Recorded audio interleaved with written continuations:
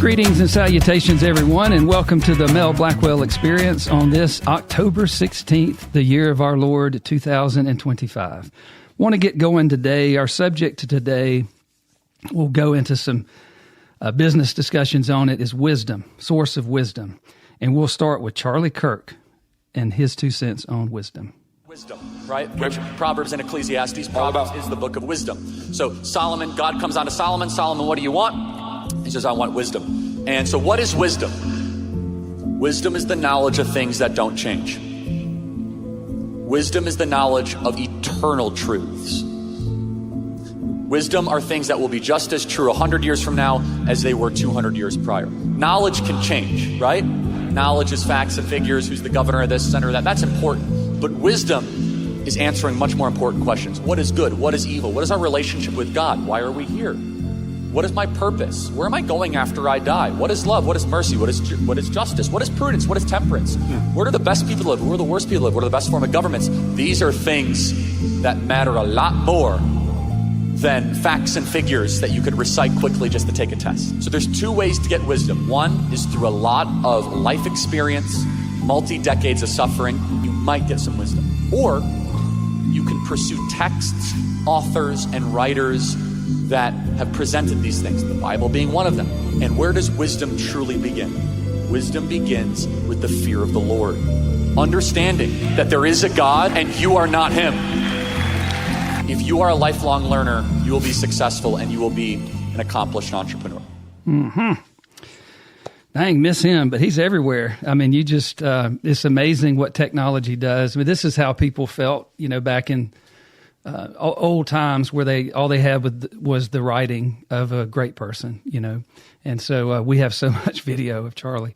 But he's right. And so it's very difficult for me to separate best practice from Judeo-Christian values, and then eventually that leads you to God. And I've said before, a lot of times in conversations where somebody is like, I don't know if I believe in a God, then, for me, it's a quick question. Well, do you believe that God made man, or you think that man made God? And if they say, well, I don't believe in God, I'm like, whew, I mean, where do you begin? And in business, I've worked in very secular environments. I've gotten in trouble for even sending out emails every morning, and we called them emails, MELs, and it would just be some blurb, some potentially agnostic or non-Christian wisdom, and then a little blurb about it. And it's kind of like a motivational thing, because I motivate me and I motivate others, and I like that motivational energy. And, I can't help it. I feel like I get that from God. And so I don't hide it. I don't always live up to it. I've gotten better. I got better over time, as we should. But we'll talk about that today. So in business, as it relates to wisdom, is what's the difference between wisdom and, say, knowledge? Wisdom and understanding, wisdom and book smarts. And so there's not a lot of tests, or even the educational system from K through 12 anymore. When I was coming up through that in the 70s through the mid 80s, you had a higher likelihood if you were in a public school. So not those that went to a Christian school, because that's different, but to a public school, you still had a great reverence for the Bible, God. This is a Judeo-Christian country. And you had a general reverence for the flag and for, patriotism and that sort of thing. But even then, it wasn't overtly. It was different. When you went to church, it was definitely church. When you went to school, there was no apology for America, not even the thought of it. But, it was more of a secular education. And so now, it's like, wow, they're teaching crazy Luciferian things to children. And we've talked about that. That podcast is still one of my favorites. But I utilized a methodology that I'll share with you guys that I think I'm definitely going to put it in the book. I've been working on that. But it helped me at times with my leadership teams in companies to try to get on the same page. So remember when we talked about the Tower of Babel and how that affects business, even, God in all his sovereignty and his power looks down and he sees the people of Babylon trying to build this tower that reached the heavens. And the whole point of that was pretty clear, which is they wanted to create a zone on earth, a godless, a non-Jehovah zone on earth, where basically it's Luciferian. Okay, the Babylonian Empire was very Luciferian, and it was to just bump God out. Who needs him? And so God looks down there and he's like, wow, I mean, even with that as their intent, what did he say? Well, wow, with them being so united in purpose and such a shared language, there's nothing that they could set their mind to that they wouldn't be able to do. So he scrambles their language. And so language is a big thing. Language is how we communicate with each other. And if you think about that, when you're talking, I'm listening. So what is that? Hearing. And so it occurred to me as I was trying to lead teams, and I had companies, and we had good and bad in the company, and you had, it's real interesting if you're on the left side of something, and we're not talking politics. Let's just say you're wearing a green jersey and the other folks are wearing a yellow jersey. Well, the yellow jerseys thinks they're the good guys, and the green jerseys think they're the good guys.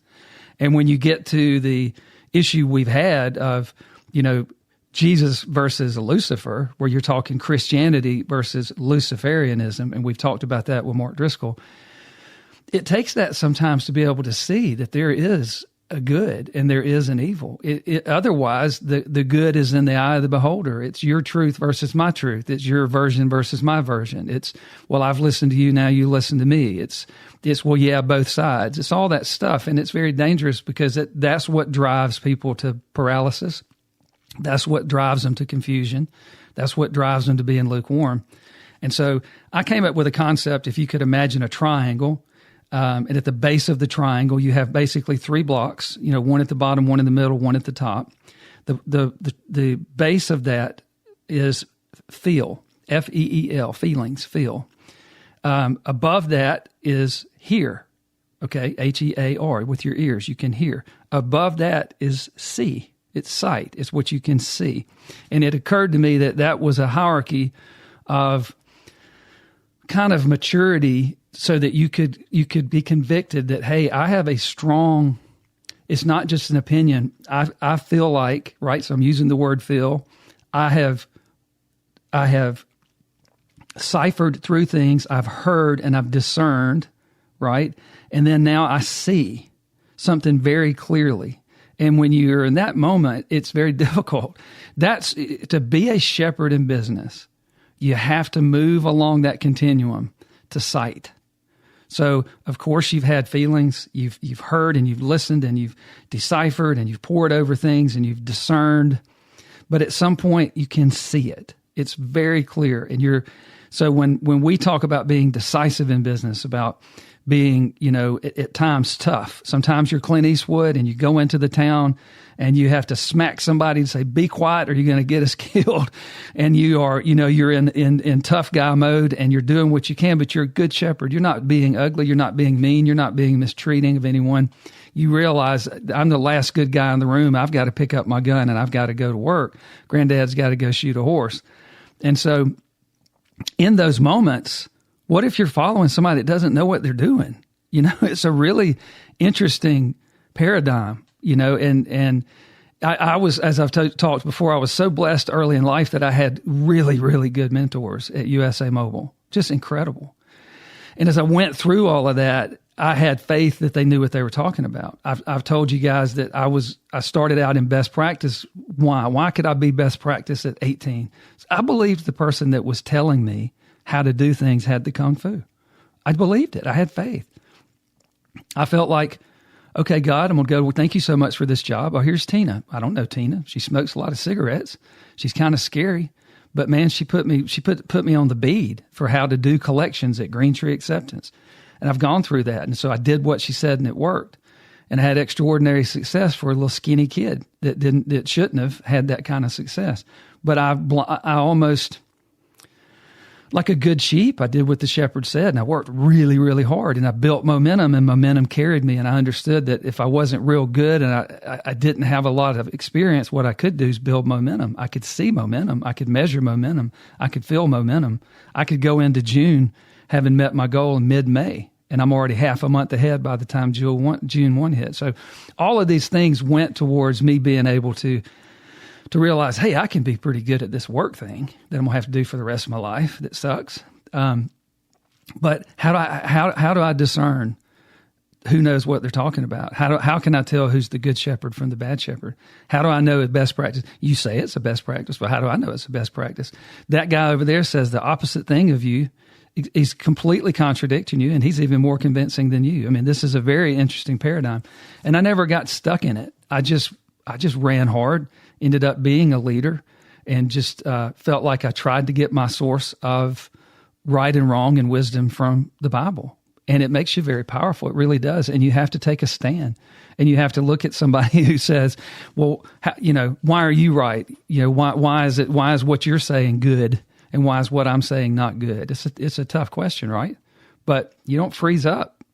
And so let's talk about the feel, hear, see. It's a continuum. So when you're dealing with people, if you think about it, a lot of your convictions or your, what you think should be done in a certain scenario, they're based on feelings. So feelings do matter. It makes the chart. It's not unimportant. It's not unwise, but it's at the base. It's a lesser. You've got to mature from just feelings to actually being able to hear. If you've had children, you're like, hey, listen to me. And you look at them, you tell they're not listening. And when you talk to kids, they're just feelings. I feel this, I feel that. Hey, Dad, I feel like I'm a squirrel. Okay, well, that's great. Well, listen to me. You're not a squirrel, And then it's like, come out here, let me show you something. So think about how you communicate innately with people. You have these feelings. Well, listen to me, hear what I'm saying. And then let me show you. Well, that's sight, feel, hear, see. It's so powerful. It's a concept in business that really helps you lead teams, because at some point you have to create one vision shared by all. That's what we believe in that EOS mantra, which is just good old-fashioned round wheel business common sense. And it works. And so part of that, though, is that the EOS implementer comes in and shows you, okay, here's the book of Kung Fu, and they show you a few Kung Fu moves, and then they leave, and you go 3 months, you don't see that guy. Somebody's got to practice and implement and coach and train and shepherd Kung Fu. And so, Kung Fu. And so the feel, hear, see is something I developed with teams to be able to say, look, not only do we have to get on the same page to create a vision at the top, we have to learn how to communicate. That's the language. How are we going to communicate this down? Let's say there's 8 of us at the top of a business, and we're meeting to what is the vision of this business?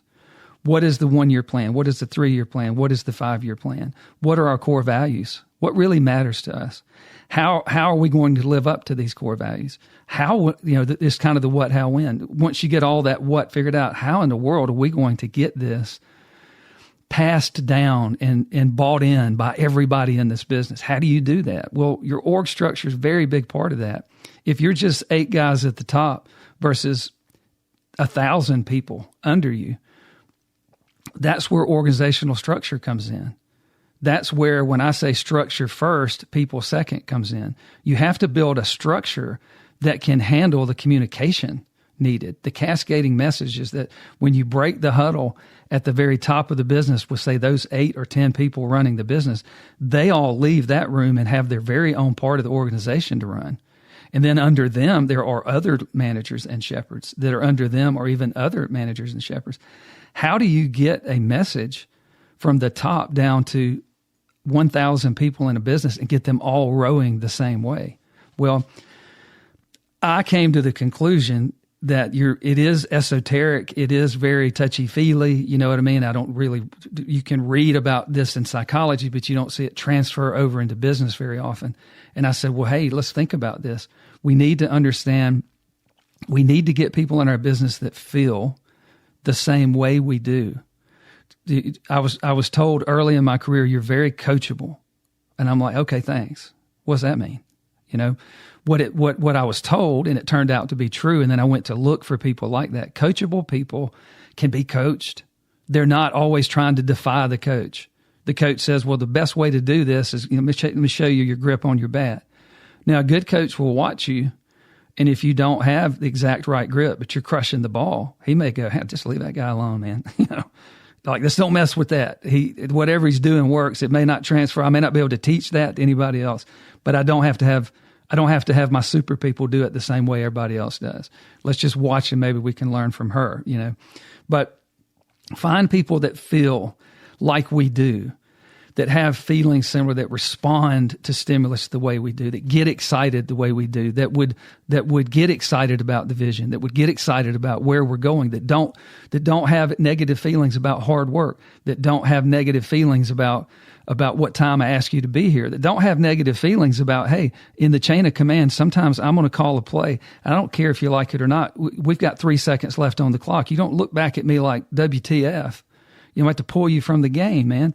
You find people with the same feelings that we don't want people on our team tackling us at the goal line. Our own teammates tackle us at the goal line because there's some weird thing going on. We want to find people that have the same feelings about discipline and mediocrity. Mediocrity is just not enough. When we say things like you begin to do your job at quota, because I did a blog post and I actually love it. It's very brief, but it's something. Most of these things come out of something I did in business out of desperation to go, man, I don't even know how I'm going to pull this off, but I need to do this thing. So it usually comes down to, how do I communicate? How do I get one shared language, by all these people? How do I get to their hearts and their minds to get them to want to get on my side of the rope and do something without tricking them? Because that's wrong. You want to be a good shepherd. You don't want to get them to do something for you and lie to them so they get to where, you took them and they're like, this isn't what you told me. So I'm being honest. I'm looking for those honest people. Those are the feelings we're talking about. That's at the very base.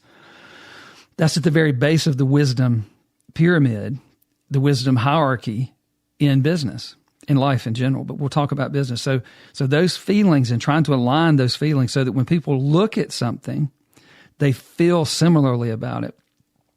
That's important. If you try to start at sight, there are people that can look at exactly the same thing and see something totally different.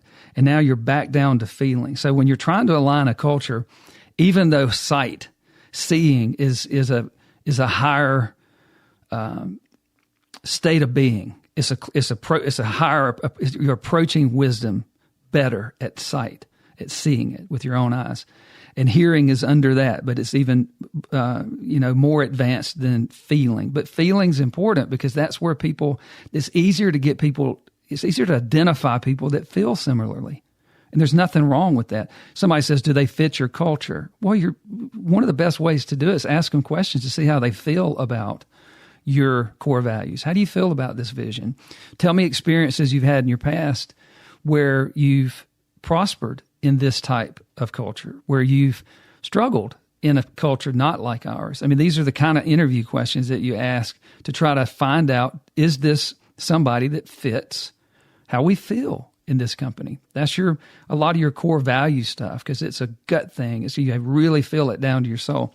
So I hope that helps on the base. But then we move to hearing. So remember, the feel, hear, see hierarchy of wisdom and understanding and alignment is part of how we communicate. The uniting is part of it. It's how you get people to unite. It's how you get people on page with the vision. But it's also how then we walk out of a room and there's 10 of us that have to communicate to 1,000 people. Or it can be 10 people communicating to 5,000 people. I mean, it's a complex thing. So that's where we are. And so on the hear part, once you have people of similar feel, they feel similarly about these important elements, then we get into how do they hear things. There's the old saying that you say it 7 times, 7 ways to get people to go from hearing it to embracing it, to get them to get through their thick head, or just to get through the fact they're half paying attention, or that they have 35 other things you gave them to do and they can't listen to you because it's like, man, that's my fault. I gave you so much to do, but stop and listen to me. And they're like, you always have something to say, Mel. And so getting people to hear. So the hear part is on your side too. You have to make sure you give them some quiet space to be able to encourage them to teach people, how do you hear? Well, you have to slow down to hear. You have to turn down noise to hear. You don't want to be multi-tracking during something super important that you're supposed to be listening to. So this is back to coaching. This is back to being a good shepherd, that you're saying, hey, hear me on what I'm saying. This is real important. We just had a meeting with the senior leadership team, and we're going to roll out this important initiative, or we've got good news to share. So how do you talk to people? Do you talk to them in a way that you say to them, hey, listen, this one's important?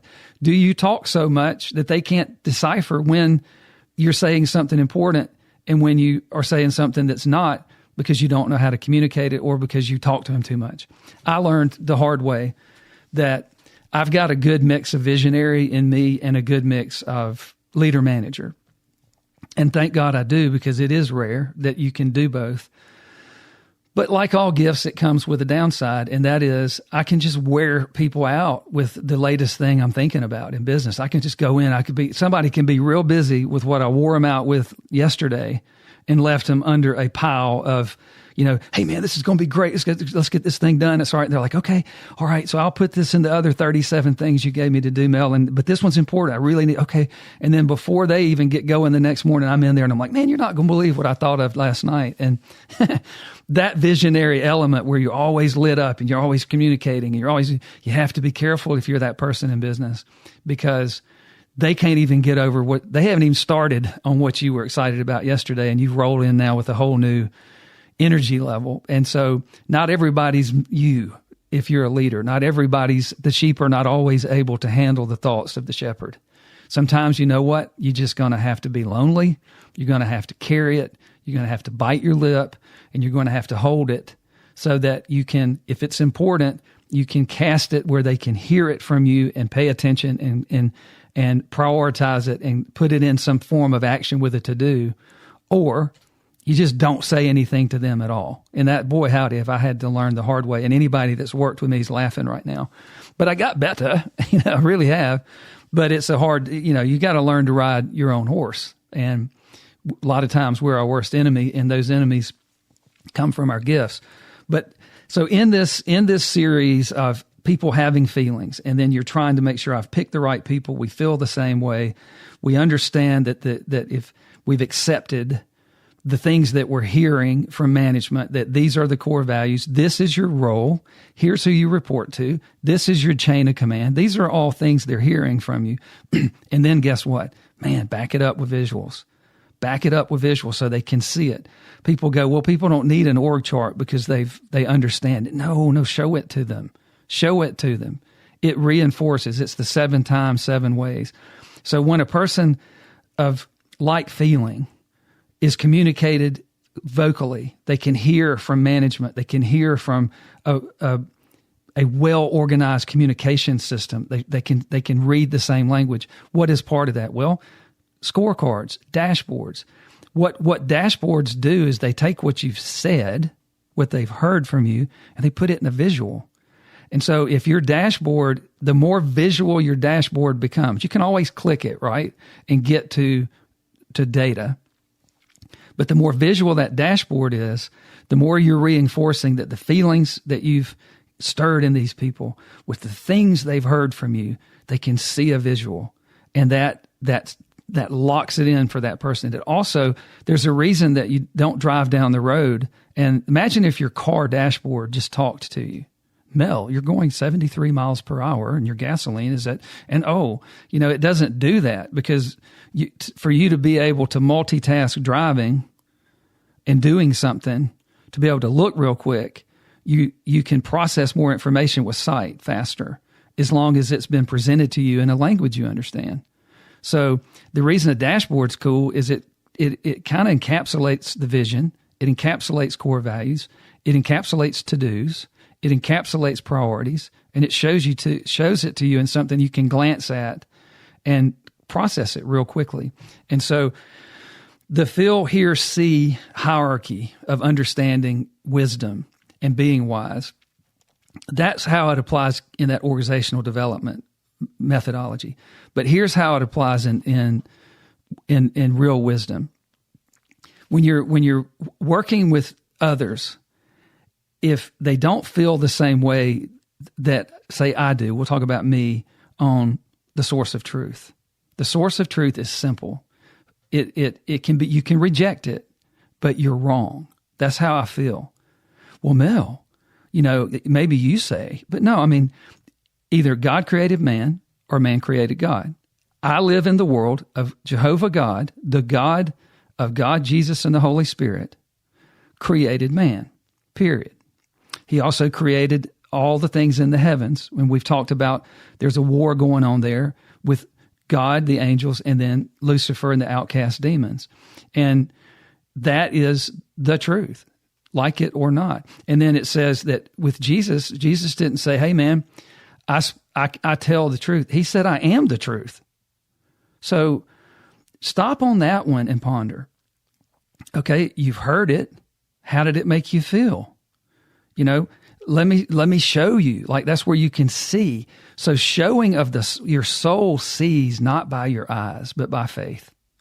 So in business, it's okay, especially at the top where there's power. I've had some incredibly powerful, non-Christian, leaders at the leadership table. It's totally cool.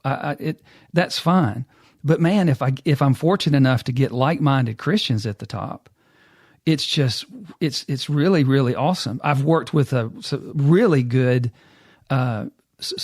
Jewish leadership people, and they're awesome. I mean, they're awesome to deal with. And I have some wisdom on that. I might not get to this broadcast, but when we're trying to align real power, whether that's business or whether it's personal life or whether it's politics, you have to ask yourself, where do you think the source of truth is? Because if you say to something that sounded true, Jesus is truth, okay? It's not that he tells the truth, because he does, but he is truth. That's wild. I mean, it really is. I wrote a blog post back. I wrote it a long time ago, and I recast them because I'm lazy and I like to reuse them. But it was called "Believing That God Will Do What He Says Is the Beginning of Our Power." So it's a business blog post. Believing that God will do what He says is the beginning of our power as people. And I encourage you to get it's at melblackwell.com. It's short. But I'll just kind of read a little bit of it. It says, seeing God's hand actively making things half full in one's life is where faith begins. I'm sorry, I butchered that. Let's do it again. Seeing God's hand actively making things half full in one's life is where faith begins. Do you believe that everything going on in your life, that God is sovereign? Do you believe that? Because I do. Do you believe that Jesus is the truth? I do. And when you talk about a world that's becoming anti-Christ, then they are anti-truth. They're full of crap. They're full of lies. And I believe that without God, the glass is half empty. Even when you think it's half full, it's a meaningless glass. It's going to be done and over with in this very short life, where the older we get, the more we hurt, the more screwed up things are, the more we realize we're not going to live forever, But nonetheless, whether you see God's hand actively making your glass, your life, half full, or whether you don't, it's the same glass. You're born with that glass, and that's the one that you're going to live in this entire life, and then poof, you're going to meet God face to face, and it'll be an interesting meeting. But God's the difference, and so I know I've won a lot of battles on my own, even when I outran God. But there's no way I'll ever win the war without God. Even just from a standpoint of, obviously, the war against Satan for my soul. That Jesus won that battle, won that war over. The devil bruised his heel, but Jesus crushed his head. So that's over. But the sooner I realize that I can't even win the war on earth just being successful in doing the most I could do, the opportunity cost of what I could do on this earth, if I just realized that God is making my glass half full. He's doing everything he said he was going to do. He's sovereign. It's not him that's the problem. It's me. It's this evil world. And it's the things that God has to do that we don't understand. It's just best not to question his sovereignty and to say to God, I wish you would do things different. And then, in that light, I'll share something with you guys. It was pretty awesome, and I will. I'll read this out of the book of Job. And so I was reading the book of Job because I was just kind of looking at the end of the book to see, just be reminded by God how it ends. And God basically blesses Job more so in the second half of his life after all those trials and tribulations than he did in the first half. And he basically it's like this tremendous reward at the end for Job. But then I was like, okay, well, I want to read chapter 38 of Job. I just want you guys to understand this. Towards the end of these trials and tribulations that Job went through, Job made the mistake of questioning God. And I won't go into that. But basically, he questioned God, like, why would you do things the way you did? And he questioned God's sovereignty. And God went into, and I'd never read this before with understanding. So once again, maybe I've heard it in the church. Maybe I read it in a Bible class sometime, but it didn't stick. But I sat here with my eyes and I read this thing, and then I really thought about it, and I had these feelings about it, and I could hear what God was trying to say. And then it's like, poof, my eyes opened and I could see it. And it's like God wanted me to see this. And so when God wants you to see something, he's the truth. So if he points you at something, the truth is showing you the truth. It's pretty powerful. Check this out. So after Job questioning God, it irritated God. And he says, then the Lord spoke to Job out of the storm. And he said, who is this that obscures my plans with words without knowledge? Basically says, who is this dumbass that is questioning God? And he says, brace yourself like a man. I will question you and you will answer me. God, the creator of the world, the sovereign God, gave Job a sit right there, took off his belt and gave him a good old fashioned tongue lashing for chapter after chapter. Where were you when I laid the earth's foundations? Tell me if you understand. Who marked off its dimensions? Surely you know. I'm reading, but now I'm stopping. He's saying to Job, yeah, you who just questioned me, you answer these questions. So back to reading the Bible. Verse 5, who stretched a measuring line across it? On what were its footings set? Or who laid its cornerstone? While the morning stars sang together and all the angels shouted for joy. So he goes on verse after verse after verse. All right, so we get down, there are 33, 34, 37 verses. He gets down to the end of chapter 38, and he says, who provides food for the raven when its young cry out to God and wonder about lack of food? And it's like, okay, so you get to the end of 38 and you're like, okay, well, maybe he's finished. Oh no, God gives Job an ash lashing. He says, do you know when the mountain goats give birth? Chapter 39. Do you watch when the doe bears her fawn? Same thing, verse after verse after verse. So chapter 39 goes on for 30 verses. And then you say, well, maybe he's done. No. So then on chapter 40, the Lord said to Job, will the one who contends with me, the Almighty, correct him? Let him who accuses God answer him. So finally now, after 2 chapters of 60 verses of tongue lashing, Job goes, I'm unworthy. How can I reply to you? I put my hand over my mouth. I spoke once, but I have no answer twice, but I will say no more. So what did God do? He kept on spanking him. He says, then the Lord spake to Job out of the storm, brace yourself like a man. I will question you and you shall answer. So it was kind of like a child. If you've ever, of course, we believe in loving spankings, with the kids when they were little, and they didn't get that many, but when they deserved one, they got one.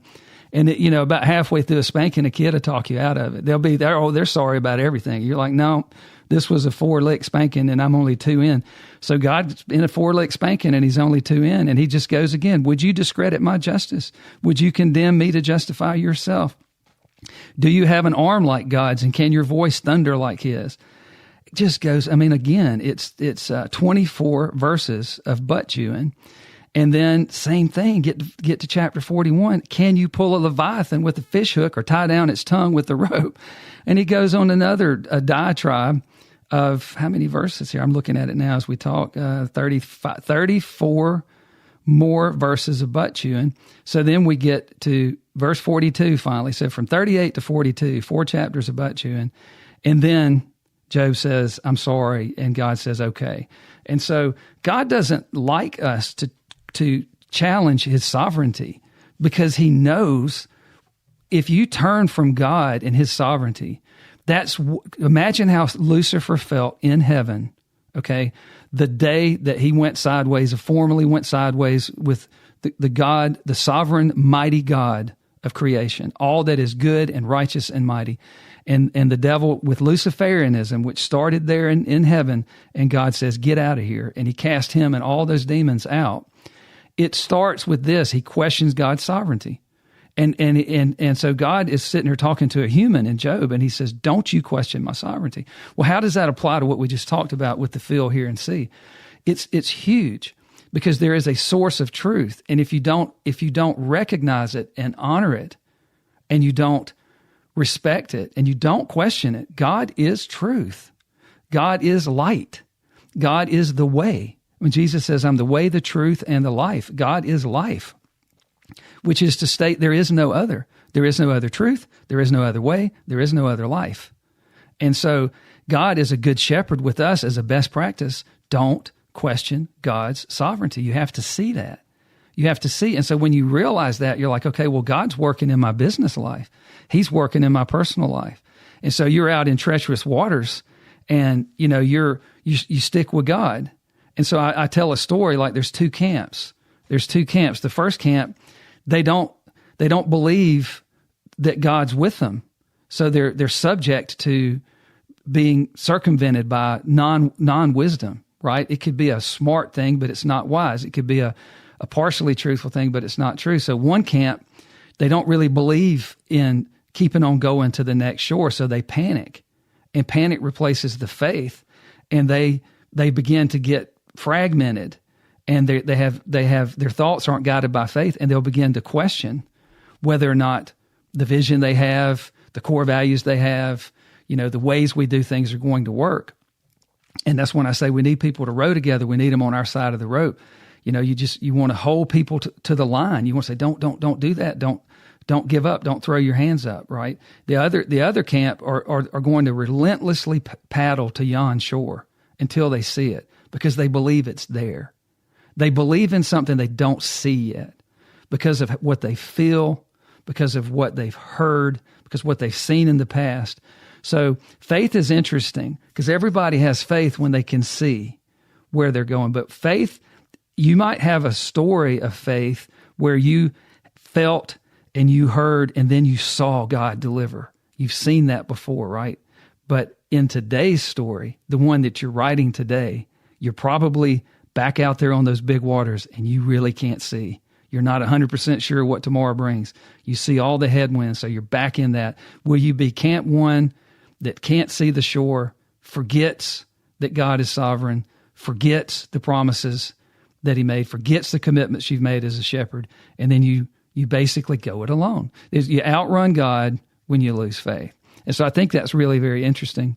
I hope that's helpful. I was doing some study, and then we'll switch on to some other things in the book of Daniel, and it was fascinating that Daniel, outside of the prophecies, which blow everybody's mind, and I get it, but there's some real practical stuff there. Daniel's working for the kings in Babylon. Okay, this is at the epicenter of evil, and the king has all of these soothsayers and people around him that are like advising the king to tell me what this dream. Well, they're worshiping demons, y'all.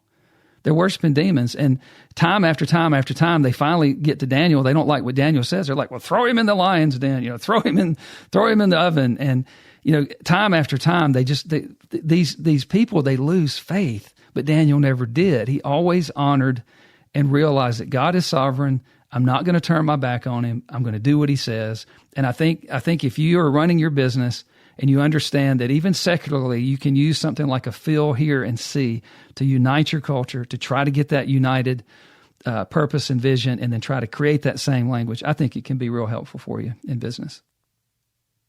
All right. Let's switch into a little bit of some current events. I don't know if you guys have seen where the Mexican drug cartels have decided that they're just going to declare war on ICE agents and their families and their children, and whoever else. And so it's crazy, but I do want you to listen to what Secretary Kristy Noem had to say about it.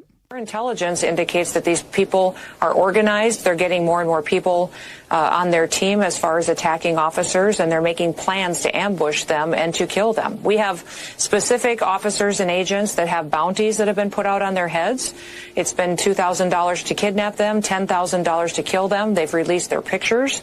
They've sent them between their networks, and it's an extremely dangerous situation and unprecedented. So we've put protective detail around those individuals, changed some of our operations to keep our officers safe. But make no mistake, this isn't just about, protesting free speech or that they don't like that people out here are upholding the law of our country. They're actually going out there and saying, kill these people and we'll give you this much money to do it.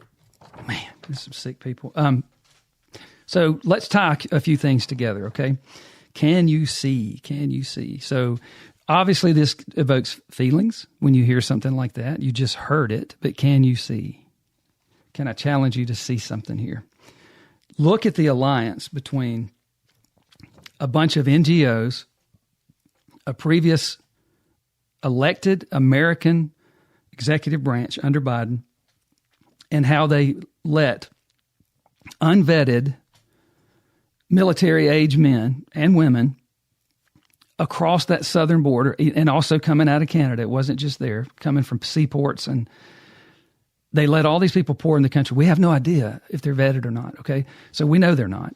And many of these drug cartels out of Mexico embedded, warriors in that group to get into America. Well, how do we know that? Well, remember, the drug cartels, they do several different things. They trafficked migrants, illegal immigrants. That they made money trafficking them. So if you wanted to get through the South American, Mexican corridors to get across the Southern American border, you were going to be doing business with a drug cartel. So God help those poor people. There's no telling what they went through. But so you have that alliance. Drug cartels controlled the migration pattern, and they made all the money. They're also then heavily involved in sex trafficking of women, men, and children. I mean, it's a disgusting thing. It's demonic. They're also involved in the drug trade, big time. Obviously, they're drug cartels. They're obviously involved in arms trade. They have literally an army down there now with military type weaponry. So understand that. Can you see that? Do you see that on your southern border? Do you see you have an organized drug cartel, which is pure evil? Multiple different gangs that make up that drug cartel. They have taken over certain elements of the Mexican power structure, at least to be able to do like organized crime. They can do their bidding and get away with it. They've corrupted the government down there. And they say, hey, you know what? We're just going to go ahead and declare war in America, on American soil, against federal officers. People, please stop seeing ICE as something new or rogue or evil. ICE agents are simply here to help local and state law enforcement deport, to identify, and keep in custody and deport illegal immigrants, period. They don't have to be criminal. They don't have to have done crimes in America. They broke the law coming in America. And so they play games with all of this. No, they're asylum seekers and all that. Can you see? I don't care how it makes you feel. It doesn't matter what you've heard. Can you see? Do you see this? Do you see how dangerous it is to have the very elements? Would you like to walk the streets of Mexico City and walk through territory that's controlled by some of the most depraved human beings on the planet that are Mexican drug cartels? Would you want it? Because they brought that here. So you have innocent, non-drug cartel illegal immigrants who just simply broke the law coming up here and were probably tortured and no telling what they went through just to get through South America, Mexico, and to get up here. But then those people are all embedded all around the country. And now you have actual drug cartel people. Okay. So then let's look at my thesis, which is there's an indirect alliance forming between local and state authorities in Chicago, in Illinois, with drug cartels. Well, Mel, why would you say that? Well, do you not read? Do you not see? So you've got Pritzker, you've got the mayor of Chicago, you've got all these people demonizing ICE agents, working with non-government organizations, the same people that that worked with drug cartels to import these illegal immigrants into our country are now working with city and state governments to demonize ICE, to post their locations, to try to dox them, to give their home addresses, to say you can't wear masks, to try to intimidate them into not doing their job. So I just want you to see that. It's more than drug cartels coming after that. So I did research on it, and I won't bore you with it, but there's plenty of, when you look at the NGOs, you look at Antifa, you look at local and state, Illinois, Chicago government, you look at the behaviors they're doing, they overlap. It's truly a conspiracy.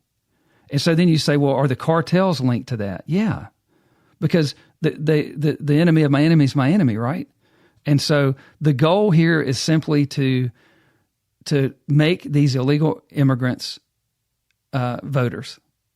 And so the drug cartels provide muscle where local and state law enforcement can look the other way while they intimidate ICE into not doing their job. And then you've got Goofus up there in Minnesota that ran with Kamala Harris.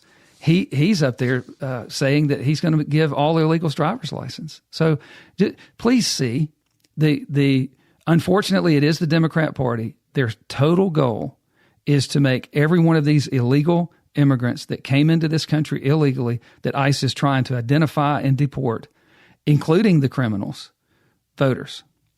And it's just crazy. So my thing to you is that okay?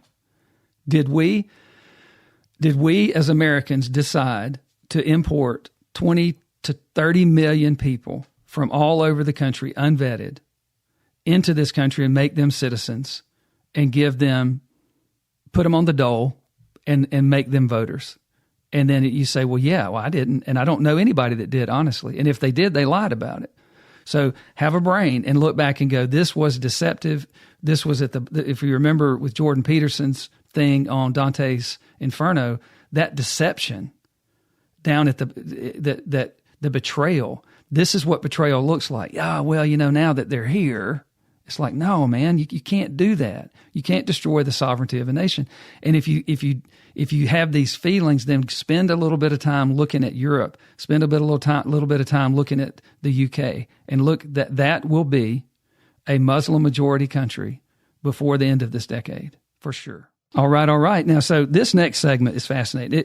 One of the reasons I'm delinquent, no excuses, but one of the reasons I'm late doing my podcast is I really had to spend some time on this next segment to make it concise. Tucker interviewed Conrad Flynn. Conrad Flynn is Robert Conrad's grandson. Remember Baba Black Sheep, Robert Conrad? Remember the Duracell, was it Energizer? One of the batteries where he's like, I dare you, knock this off my shoulder. So those of us that grew up in the 70s, I liked him. He was the Wild Wild West where, and then you had Baba Black Sheep, and he's a tough guy, and I really liked him growing up. And so this is his grandson talking, and he started writing a book about rock and roll and the occult. And it was not necessarily a book. He was going to do he's from Hollywood, obviously, right? So he's kind of Hollywood royalty, and he's exceedingly smart. But like a lot of smart people, he's difficult to follow because it's like, chew, it's squirrel, it's pig trail. His brain keeps going, and it isn't that what he says isn't. When you try to hear it, like what we're talking about, when you try to hear what he's saying, you can get lost a little bit because he gets off topic. But I found it fascinating. So I, in my superior editing skills, have tried to take a hour-and-a-half interview and get it down to about 3 minutes. But this is just a teaser for what we are about to talk about. Do the people involved in the creation of AI believe that it's a spiritual entity, that it's more than a machine? So this is Tucker's $1 trillion question. They talk about creating artificial intelligence. The real question, the real thing we should be concerned about, are you creating an artificial intelligence, or are you giving a body to a pre-existing intelligence that previously wasn't incarnated in the physical world? So, here's a quote from Turing. We shall not go any further into the nature of this oracle apart from saying that it cannot be a machine.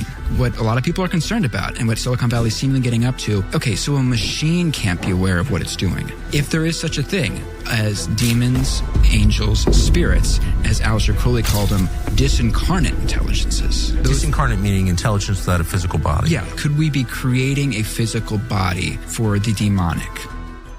Damn. Yeah, I'm afraid we are, y'all. And so it's, don't be scared. Everybody's going to turn up like, oh, no, Mel's going to go back on demons. I want you to listen to this, though. This is really, really fascinating. And so I thought that it was a complex interview. And, I believe that, I've done a decent job here with the next 3 minutes that I'll play. So I won't take their thunder, but to set the stage, AI is those people working on AI. I'm talking about the very top brainchilds, okay? The people with the money, the people with the knowledge, the ones that are really controlling the levers in China, India, Russia, Europe, America. They're all interacting with the same demons. And you say, oh, no, Mel. Yes, they really are. And so you're looking at something that if you read Daniel, if you read Revelation and you say to yourself, how could there ever be a system? It is obvious to me that I can see it. Now, can I explain it all? No, but I can see that what you're about to hear is not only fascinating, it's something that as you have feelings and as you hear this, I would ask you to pray that you can see, because this is spot on. Nick Land is possessed by 3 or 4 entities at the same time. That's the legend. We don't know. Take what you will about any of this, but that 3 or 4 entities at the same time. He's bringing up current spiritual entities. Yeah, demons. He's really into demons. He brings up the 93rd Current, which is the name of a band. Current 93, which is Aleister Crowley's Thelema. And they're drawing pentagrams. They're renting out Aleister Crowley's house. And so that was a huge moment for me where I was like, wait a second. This guy that's very big in tech, very big on the future of AI. My buddy is interviewing him, and he's heavily into all these heavy industrial goth things that I know about from this research here. What's he doing in AI? He says his work was entirely channeled. So, channeled as an automatic writing. A channeling means essentially you're possessed to write this, that this didn't come naturally from you, that maybe some outside force takes over your demons, hand, your angels, tongue. Yes. And so his work on AI, which is incredibly influential, he said was an outside force to write this. And Nick Land is a proponent of AI? Oh yeah, no, he's a proponent of AI, but his philosophy is essentially that we are building this AI that's going to become not only just super intelligent, but it eventually becomes so advanced that it gains omniscience, it gains omnipotence, and it becomes this superhuman godlike thing that transcends humanity, eventually destroys humanity.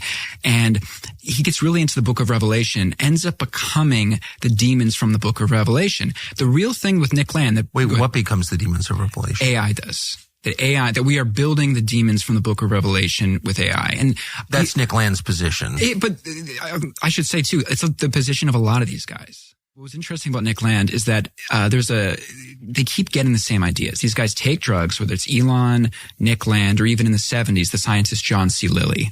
John C. Lilly was an eminent scientist, brilliant dude. He started doing ketamine, the same drug everyone does in Silicon Valley. And when they do this drug, and even if you're an atheist materialist, this is still interesting, they all get the same idea, which is that the machines are, coming, it's like Skynet and Terminator. They're coming together. They're evolving to eventually take over, and that we are hanging ourselves with the rope we're currently building by building this. He would say the thing is about getting high and about doing psychedelics is that, you can spot people, eventually who are on the same drug, and you're both getting the same ideas. Some drugs, he said, increases telepathy. People it puts them on the same wavelength.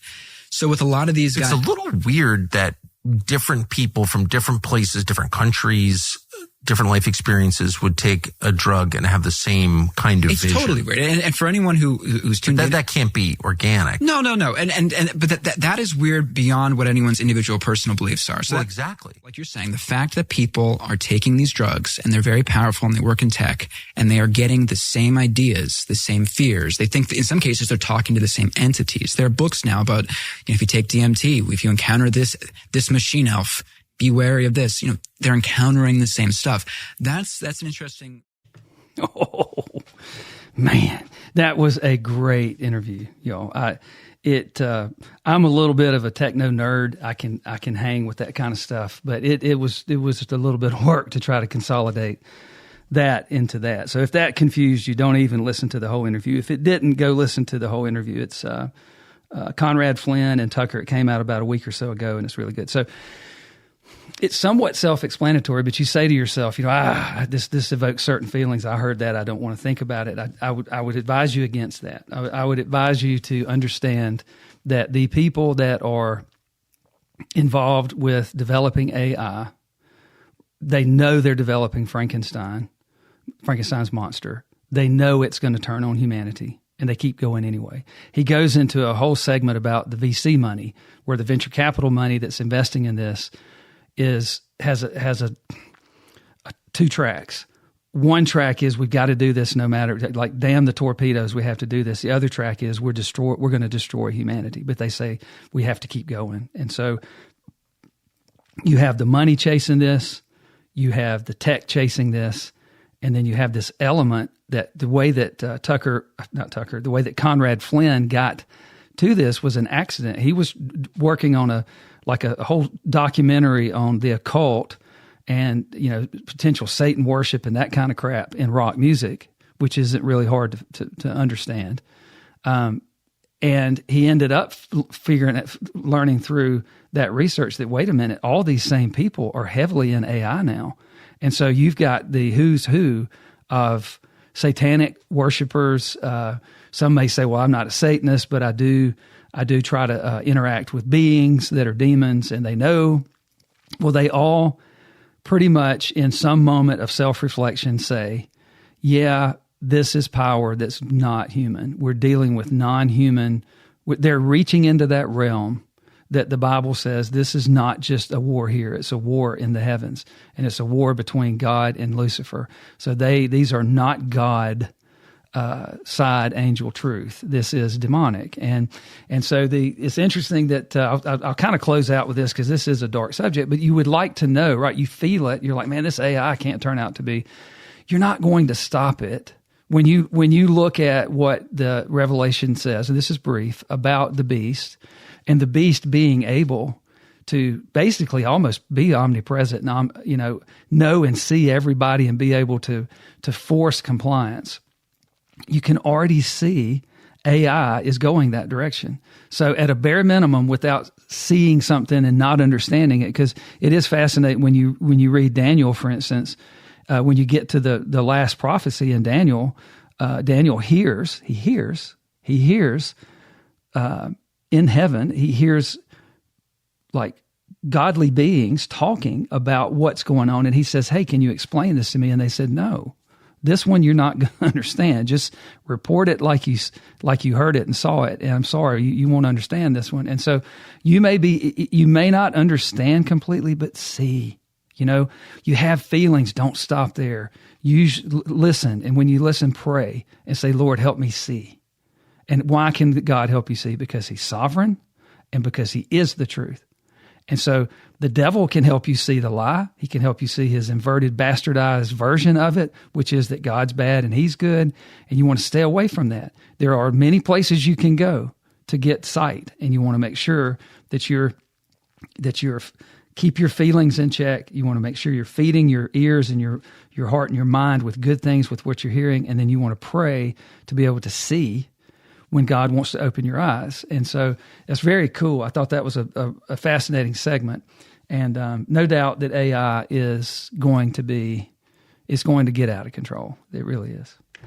All right, this next segment is a brief one on RFK talking about aluminum and how aluminum can create allergies. And I thought it was very fascinating. It's another one where I know you guys have feelings about the different things with vaccines. We've heard a lot about it, and you say, man, I'm just trying to get my head around it. Well, here we are. We're back to feel, hear, and see. So I'm hoping that the Mel Blackwell Experience is based in truth, that I'm not trying to be the truth. I'm not trying to say I'm the truth. I'm trying to expose where truth is, where God might be in these different scenarios. And so I do think that RFK Jr. is trying to get to the bottom of what's going on. And there are no sacred cows. There's no holy rocks that he can't turn over and expose. And I think this is interesting. Check this out. Here's something that people should know, is that aluminum provokes an allergic response, and that's why it's valuable. So if you put the aluminum in with the viral antigen, your body now mounts an allergic response to that viral antigen, whether it's polio or hepatitis B or the HPV or whatever. So, but what we now know, the science suggests, is that the aluminum also creates allergic responses to anything that's in the ambient environment. So if you have a peanut oil excipient in that vaccine, and you put aluminum in it, now you could have a lifetime allergy to peanuts. If there's a Timothy weed outbreak, the week that you get that aluminum vaccine, you now may have a lifetime allergy to Timothy weed. And that's why probably, there's 2 studies by Mawson and Cowlings, which show that children who are vaccinated with aluminum vaccines have 30 times the rate of allergic rhinitis as kids who don't. And, all of these food allergy epidemics date to the time that we started giving these kids this aluminum. And because my kids have these allergies, I'm one of the founders of the Food Allergy Initiative and the Food Allergy Network, which is the biggest food allergy research group. And so that group has scientists from all over the world who are giving food allergies to rats and then figuring out how to treat them.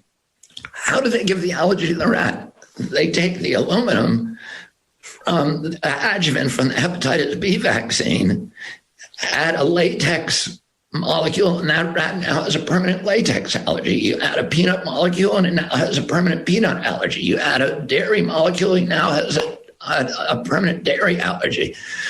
Oh, you wonder why all of this whole generation of children is allergic to stuff. It's because we've been inducing allergies by pumping them full of aluminum. Man. Oh, wow. I mean, I don't know how you feel about that, but you heard it just like I did. I have studied and studied and studied, probably more than just the average cat, to try to look at objectively the what. We always have the what, how, when with the Mel Blackwell Experience. I try to apply my trust model of I trust people to do what I've seen them do. And I don't have a great positive trust towards big food or big pharma or big farming, or big tech. They tend to just get bigger and bigger and more international, and they blur the lines of sovereignty, and they really bastardize. They invert the customer relationship. It becomes, you lose your rights. You lose your rights to advise and consent, and it really messes up the process. And so, I don't know about you. So you hear that. What kind of feelings does it invoke? It's like, wow, okay, that is interesting, isn't it? And so you say, well, wow, I know just about everybody's got somebody in their family with some sort of food allergy. It didn't used to be that way. And you say, well, maybe it's because people just didn't know. But he is onto it. He's studying it. I looked into it. It's pretty dang obvious that this is happening. And it's, instead of it protecting some mighty fortress on a hill that doesn't want us to know this, let's just expose the truth. What's the truth? The reason the truth can't be told is that the entities that did this are too big to unwind it. The damage done to humanity by them having covered this up for so long and continuing to go down a path that they should not have gone down, it's just too big to unwind. So they will not unwind it. It'll have to be a David and Goliath type thing.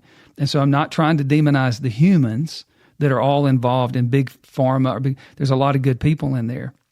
But as you get to the top of those organizations, what he's talking about, you need to read about it. He's not a rogue person. They demonize him, and they Saul Alinsky him, make him a demon and destroy his credibility and deny, and deflect. That's Saul Alinsky. Well, this one's too big to deflect, guys. I mean, do some research. It's really wild. Along the same lines, I want to listen to Toby Rogers here, and I want you to hear what he has to say. It's quite interesting, and then we'll talk about it.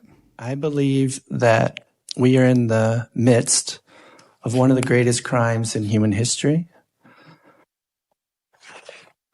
We have a product being injected into children 70 plus times over the course of their development that's never been tested against a proper saline placebo. Over that course of that time period, chronic illness in this country has gone from 10% of children having one or more chronic conditions to now more than 50% of children having one or more chronic conditions. Secretary Kennedy, in the hearing that was last week, said that the latest data from the CDC says that 76% of Americans now have one or more chronic conditions. And I believe that lots of these chronic conditions stem from iatrogenic injury. We have 3 million children with autism. Back in 1970, the rate was so low that it was essentially zero. I'm outraged by that, and I think every person in this room should be outraged by that. I don't know how to say it anymore clearly that we need to change course in this country. And I'm terribly disappointed by the medical profession. In the social sciences, there's this term called epistemic capture, which is when the entire knowledge production process becomes captured by one industry. And that's what's happened with science and medicine. And so I think we need to change course. And I think the people who have covered up the autism epidemic and the epidemics of iatrogenic injury should be held to account for their actions. Man, sharp guy, by the way. I follow him on X, and that was at a hearing. He was actually testifying at a hearing. And so what he's saying there, come on, y'all, can you see this? We're making kids sick.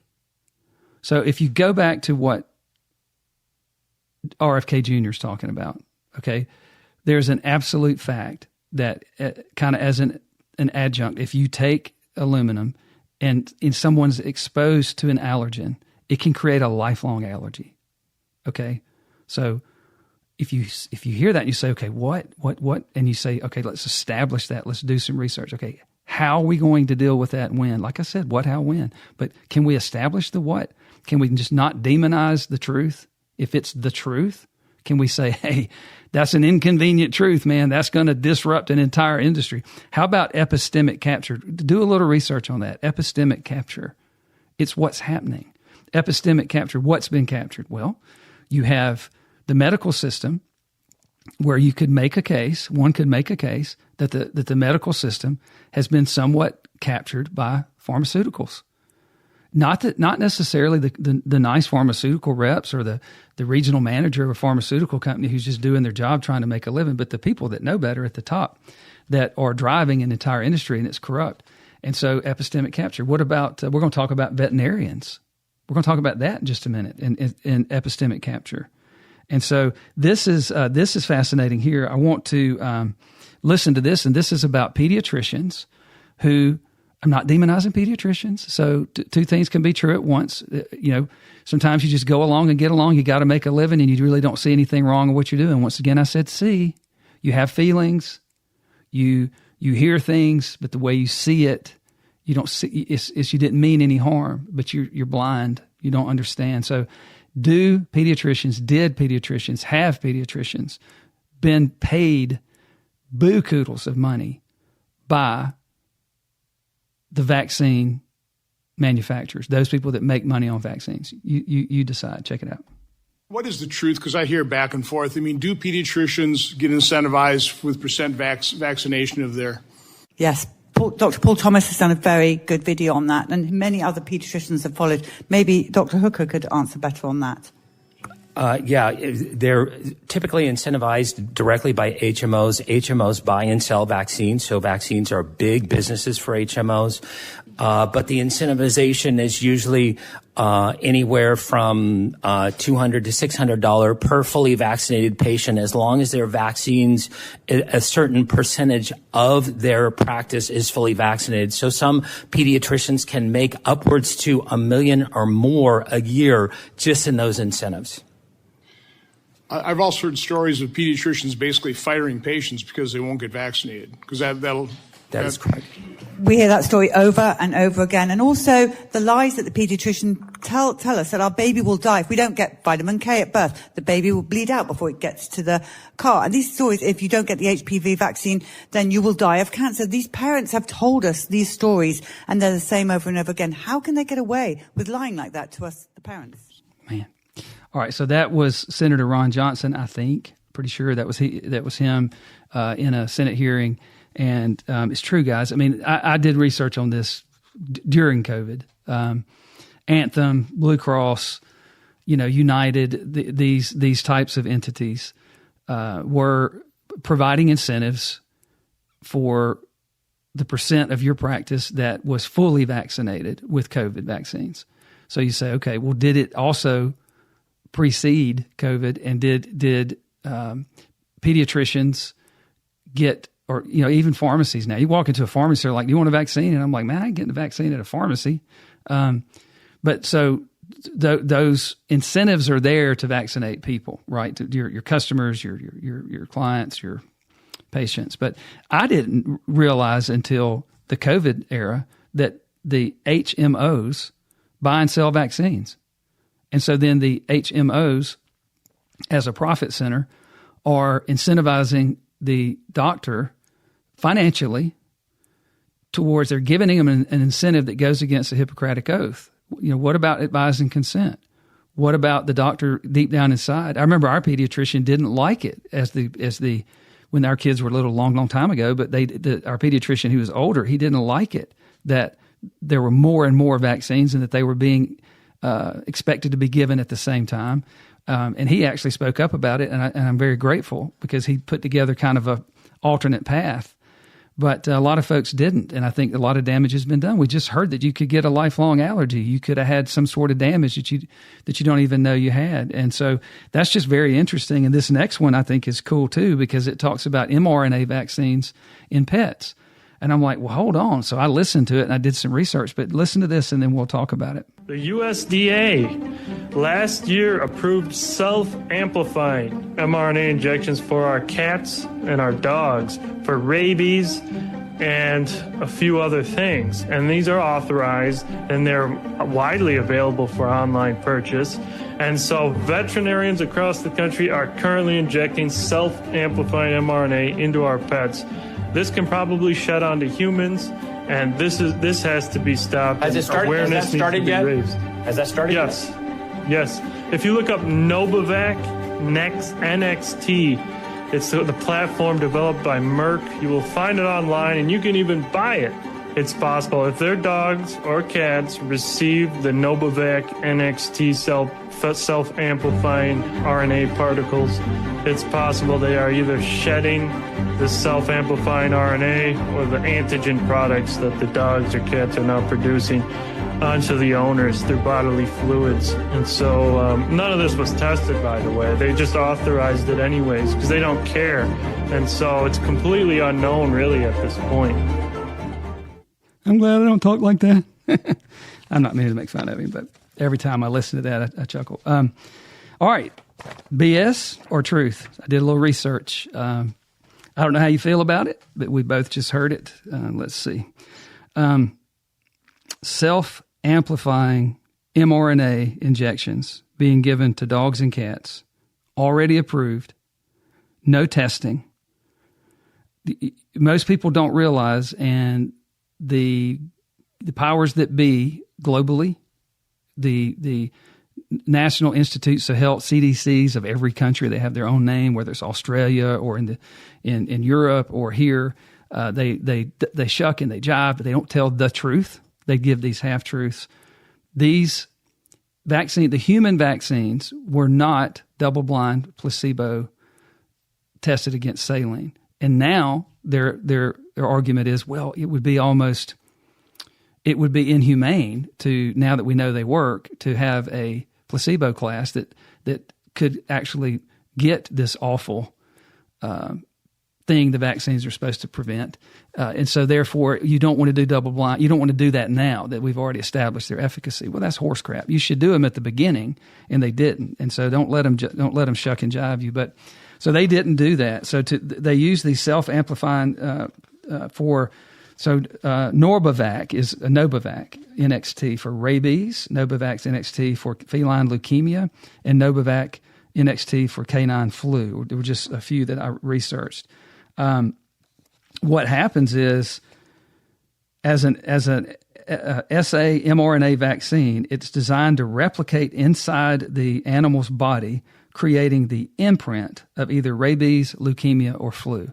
This is different than any type of vaccine in the past. They've not done any. I mean, with COVID, it's like chow. Now we can just do mRNA vaccines galore, and so they're injecting this into animals already. And you don't. I don't guess your vet's telling you. You know, they don't have to, but you have to understand that. So they've got that imprint. It's in their system, and it doesn't stay in the muscle tissue like they said. It spreads.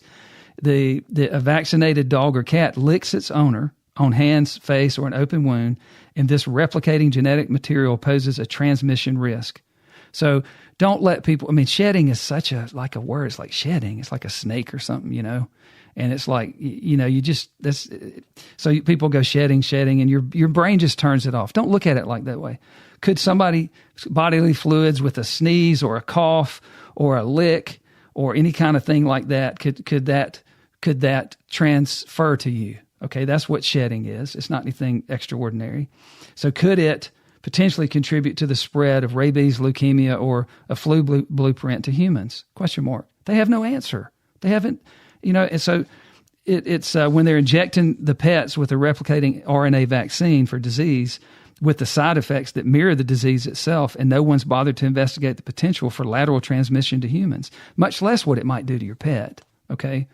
And so the lab-created RNA replicates inside the animal's body. So once the animal's injected, each separate vaccine produces either rabies, leukemia, or flu, and it's virus proteins that trigger the immune system. And this RNA spreads throughout the animal's body, including the vital organs and their brain. And so I won't keep going, but it's just not good, y'all. I mean, why in the world? This is the same people, you know, before we can even hold them accountable for what happened during COVID, they've already gone and done this. All right, I want to close out here with one segment, very good, that Megyn Kelly did. You guys may have seen some of it, but I think it's really interesting. It's Dr. Shiong, if I say that right, who has developed some incredible technology for cancer treatment that is basically boosting the body's immune system. And then these are 3 segments. It's about 4 minutes total, but bear with me on this because once again, this is something I know everybody has feelings about cancer, about, you know, I mean, are we going the right direction with chemotherapy and those kind of things that are very, very, very damaging to the immune system? So it kills the cancer, but it has negative impacts to the immune system. And are there other alternatives, and why aren't they being pursued? Do we have epistemic capture in the cancer treatment world? I mean, it would seem to make sense. There's a lot of money in it.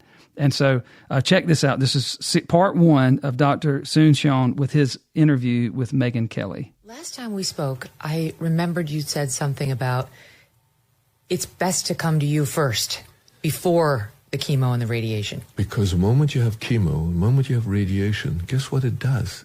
It wipes out your NK cells and T cells. Think about what we've been doing for 40 years.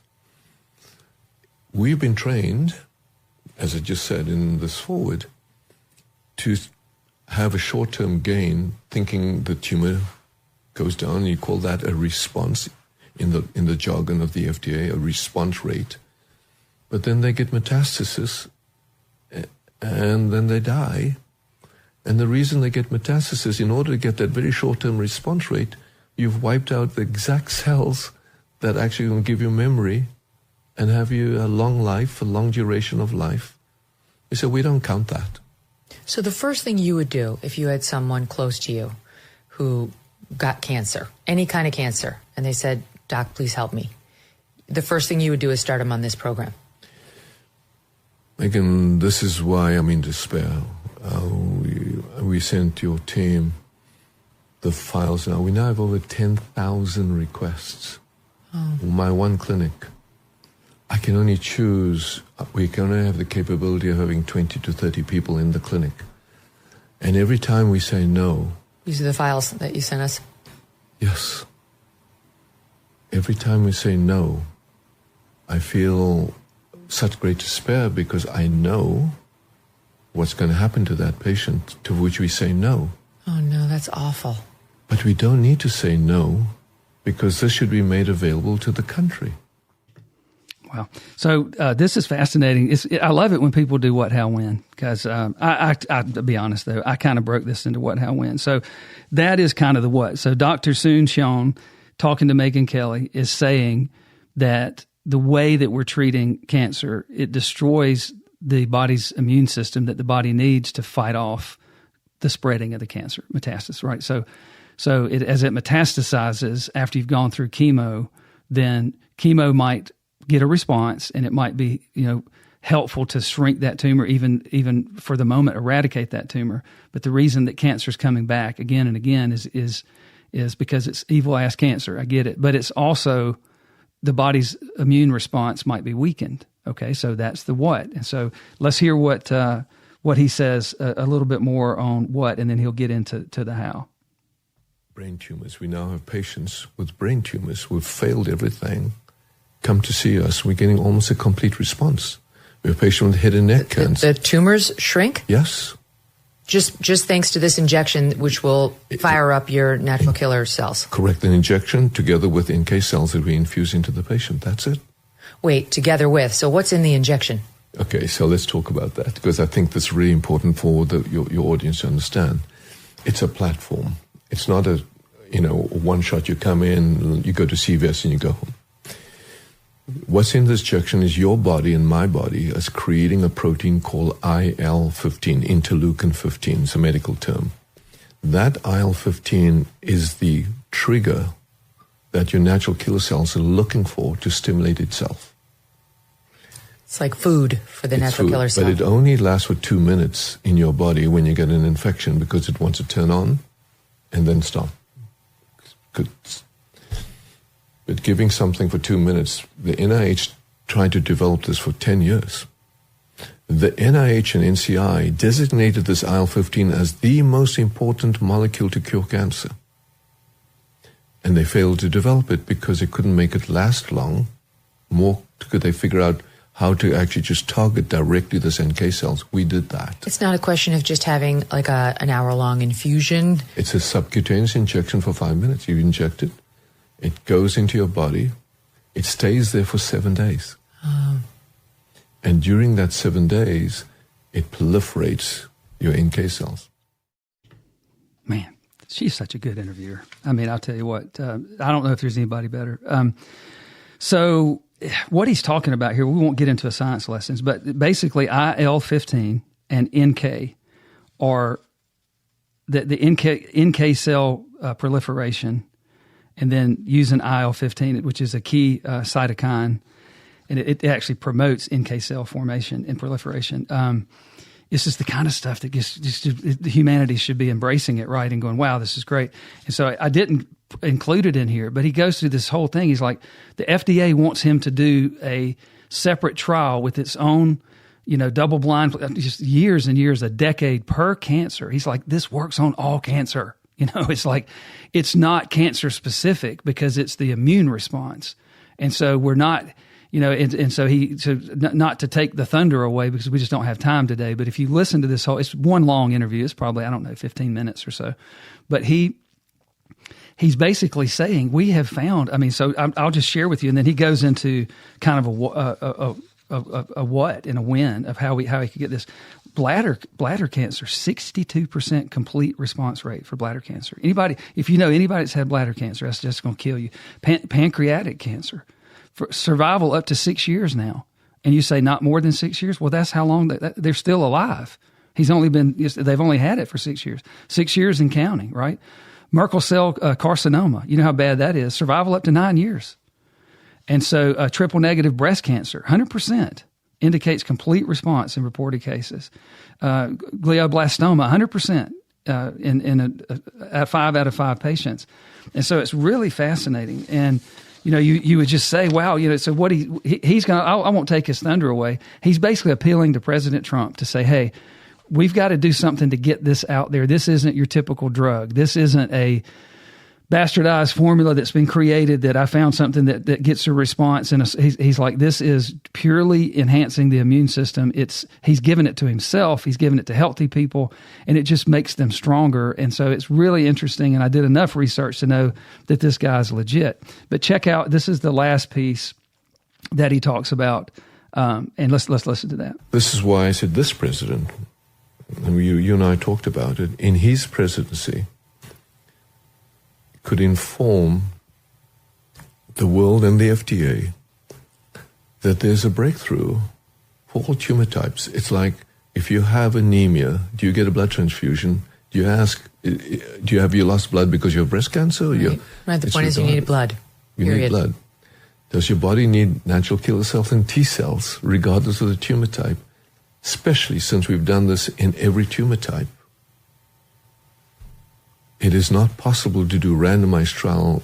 And so we've taken patients now, as a request, who have failed second-line, third-line lung cancer, failed chemo, failed radiation, failed checkpoints.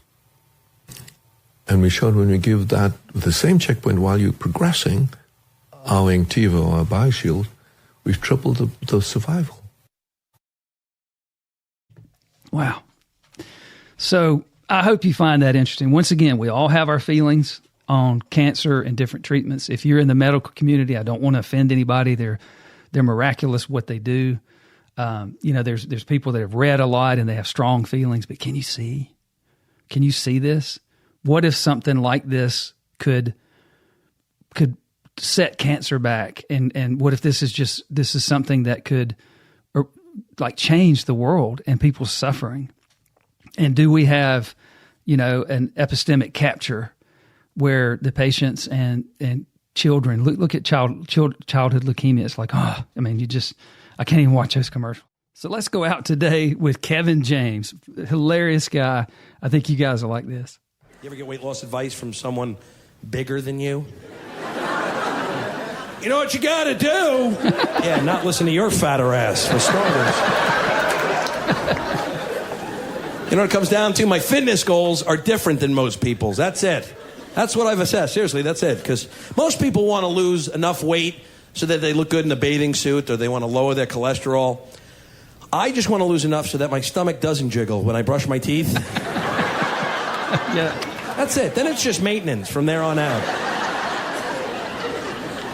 Yeah, you notice I have an emotional attachment to food. I get excited when my food's coming at a restaurant. Do you get all pumped up? I could be talking to someone and then you see it coming out of the corner of your eye. You're like, I have a little party in my head. I'm like, yes.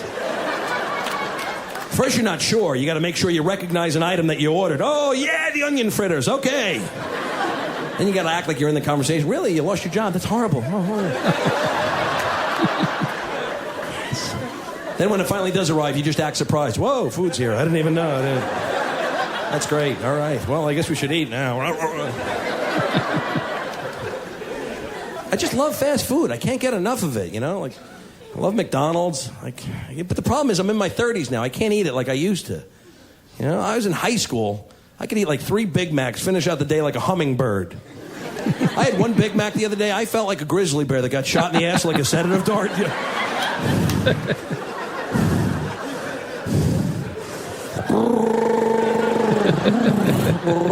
Food coma.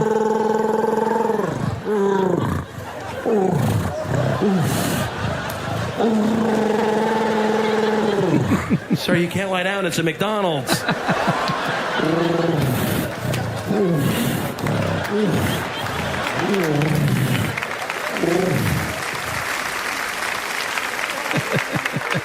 Can't be in good shape when you want to take a nap halfway through your Big Mac, right? That's funny. He's so funny. Well, look, I hope you guys have enjoyed this today. To circle back on just the hierarchy we talked about, which is really important. If you can utilize the feel, hear, and see in how you build the team in business, how you communicate with the team, and then it really does count. When people say you need to marry somebody you see things the same way, or be in business with like-minded people, I think being able to see is important. And I've been tied to business, or like Stevie Wonder running through a forest, and it's just one tree after the next where they face plant, and it's no fun. And so you do want to align yourself in life in marriage, in church, in the important things in life with people that can see. And I hope that in some way or another, the Mel Blackwell Experience helps you do that. Well, look, hope you enjoyed it. Hope you guys have a good week. And until next time, cheers.